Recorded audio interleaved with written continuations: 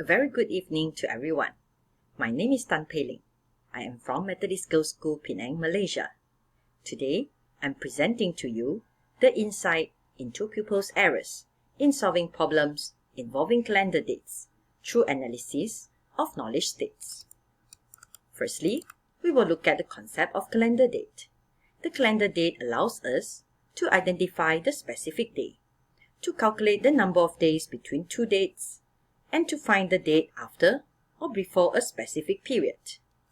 It is important to know the number of days in a month. It is to enable us to count exactly the number of days between the two dates. Well, for example, on June 28, I was informed that my presentation will be on July 16, which is 18 days later. I'm able to count because I know that June has 30 days. And without knowing that, I wouldn't able to count, isn't it? And hence, the purpose of this paper is to identify the type of errors made by pupils about finding the date after a specific period with a given starting date. Here, the instrument used is known as Cognitive Diagnostic Assessment, and this CDA is part of a larger study on primary mathematics learning of time. As you can see here, there is a total of 7 hierarchy. From the easiest or the fundamental, the first attributes known as number of days in a specific month, moving to a more difficult or complex attributes, and they are arranged hierarchically. Well, the most fundamental one is always knowing number of days in a specific month. Moving on to the data collection and analysis, there is a total of 269 participants from primary 6. Out of them, 18.91% was diagnosed with knowledge state of all 0, which indicate non-mastery of all attributes. To my curiosity, moving on with data analysis based on the common patterns observed from these 50 scripts, and the errors were categorized and deduced based on pupils working. The result is then presented as frequency count in percentage. Well, there are 4 types of errors in the result. The most common one is performing incorrect operation. This is observed from the item, what is the date 16 days after 19 November? And the students did 19 minus 16 to get 3 and express the answer as 3rd of December. There could be other possibility, such as the student doesn't know what the question wants, or the student may think that addition is not logic here because there is no 35 days in November. So, further research is required.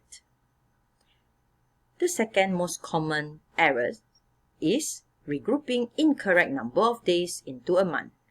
So here, it is very obvious that we can see when a student is asked, Chinese New Year is 24 days after the date shown.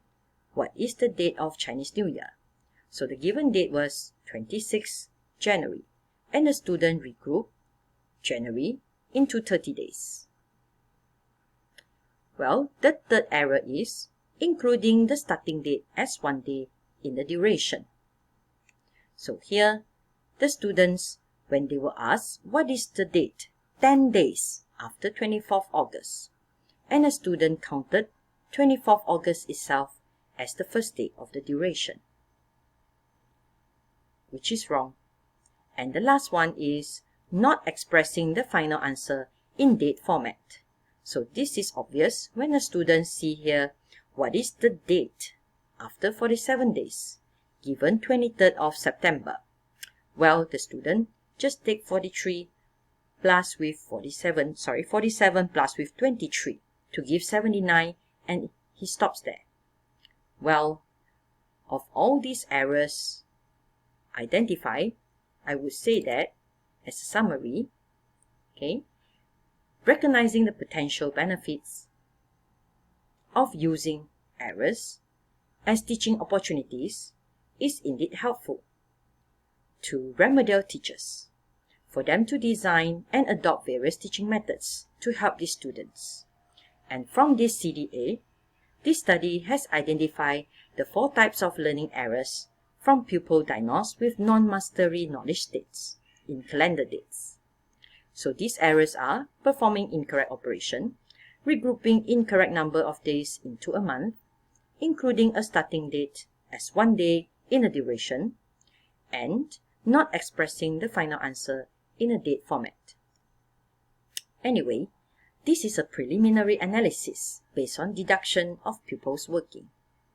Further interview with students will provide better understanding on their errors.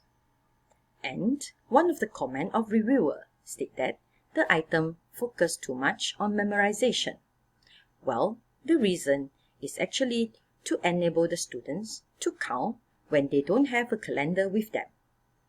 And in Malaysia, it has been a culture for us to master and memorize some fundamental knowledge to enable us to perform calculation and then apply the knowledge and moving into problem solving.